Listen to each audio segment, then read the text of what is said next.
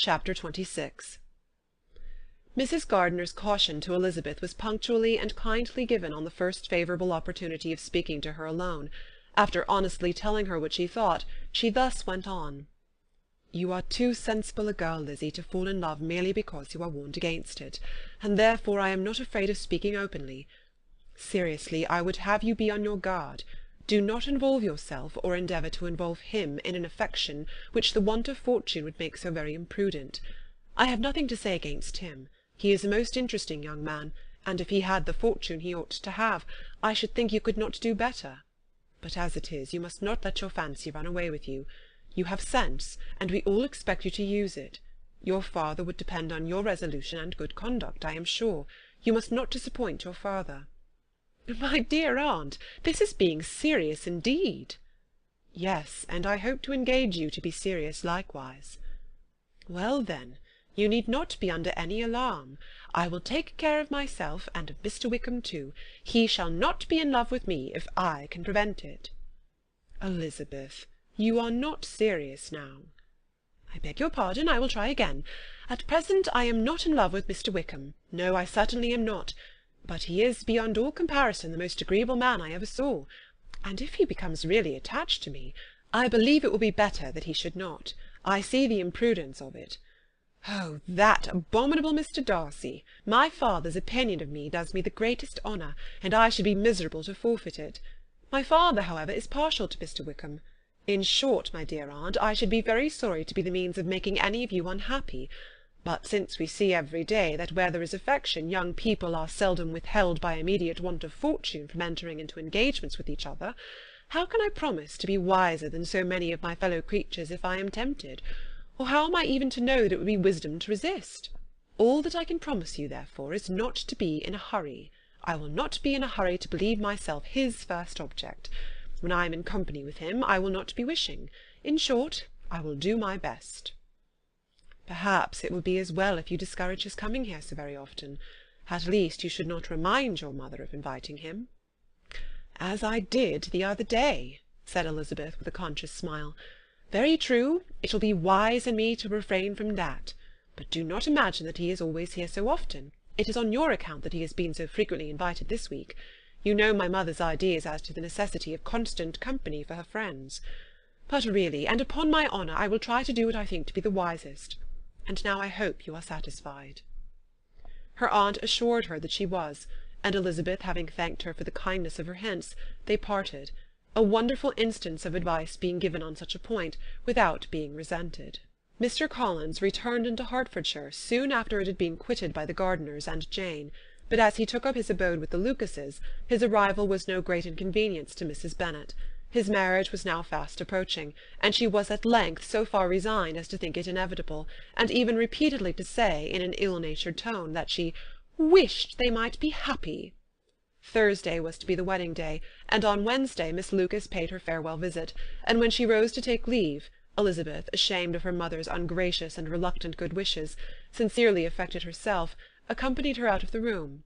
As they went downstairs together, Charlotte said, "I shall depend on hearing from you very often, Eliza." "That you certainly shall." "And I have another favour to ask you. Will you come and see me?" "We shall often meet, I hope, in Hertfordshire." "I am not likely to leave Kent for some time. Promise me, therefore, to come to Hunsford." Elizabeth could not refuse, though she foresaw little pleasure in the visit.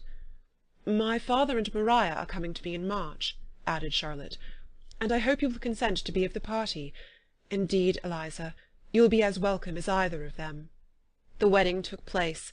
The bride and bridegroom set off for Kent from the church door, and everybody had as much to say or to hear on the subject as usual.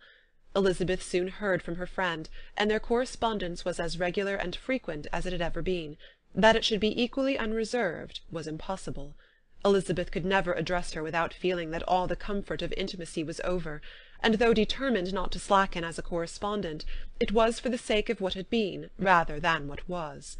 Charlotte's first letters were received with a good deal of eagerness. There could not but be curiosity to know how she would speak of her new home, how she would like Lady Catherine, and how happy she would dare pronounce herself to be, though, when the letters were read, Elizabeth felt that Charlotte expressed herself on every point exactly as she might have foreseen. She wrote cheerfully, seemed surrounded with comforts, and mentioned nothing which she could not praise. The house, furniture, and neighbourhood, and roads were all to her taste, and Lady Catherine's behaviour was most friendly and obliging. It was Mr. Collins's picture of Hunsford and Rosings rationally softened, and Elizabeth perceived that she must wait for her own visit there to know the rest. Jane had already written a few lines to her sister to announce their safe arrival in London, and when she wrote again, Elizabeth hoped it would be in her power to say something of the Bingleys. Her impatience for this second letter was as well rewarded as impatience generally is. Jane had been a week in town without either seeing or hearing from Caroline.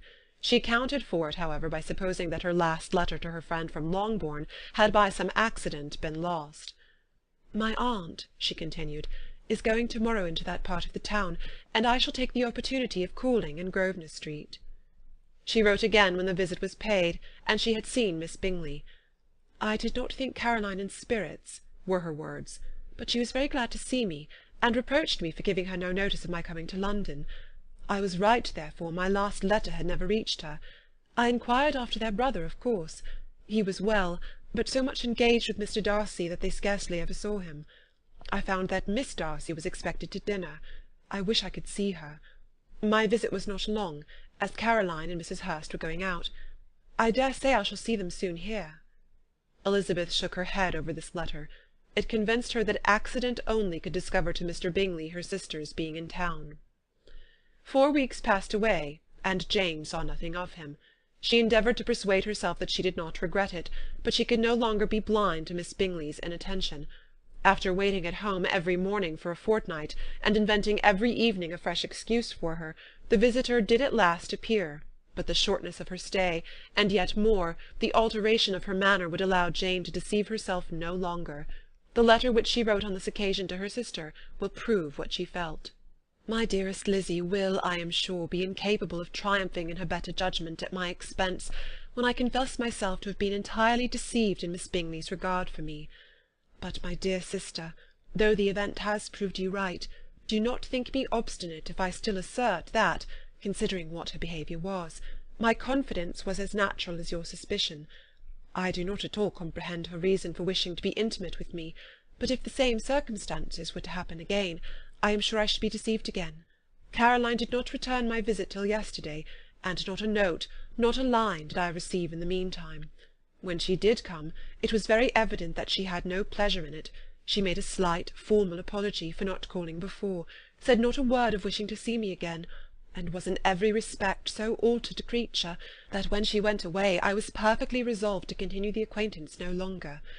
I pity, though I cannot help blaming her. She was very wrong in singling me out as she did. I can safely say that every advance to intimacy began on her side. But I pity her, because she must feel that she has been acting wrong, and because I am very sure that anxiety for her brother is the cause of it.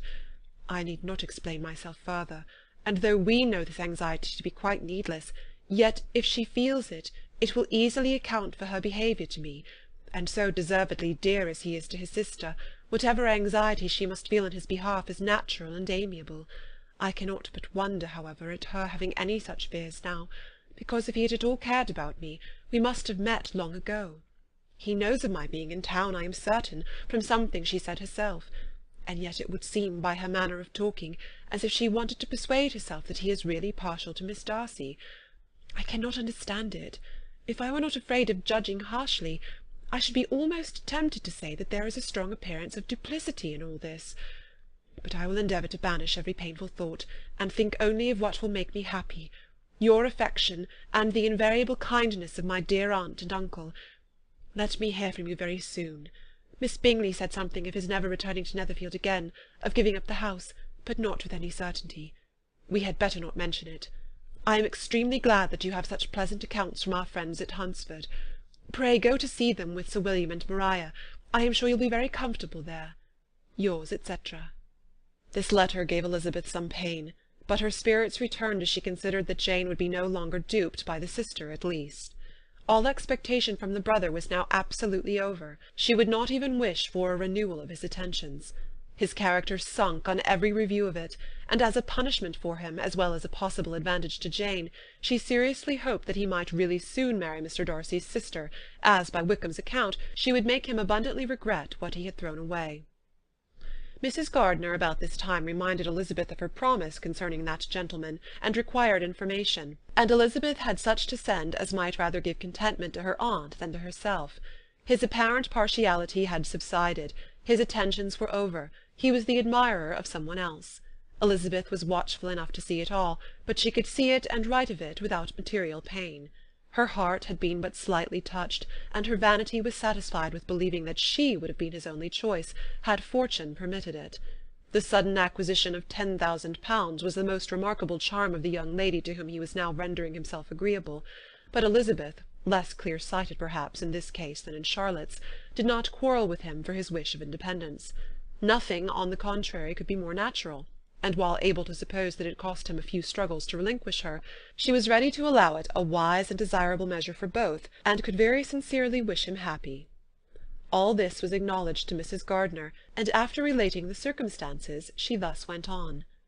"I am now convinced, my dear aunt, that I have never been much in love, for had I really experienced that pure and elevating passion, I should at present detest his very name, and wish him all manner of evil.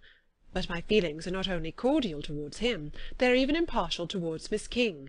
I cannot find out that I hate her at all, or that I am in the least unwilling to think her a very good sort of girl. There can be no love in all this.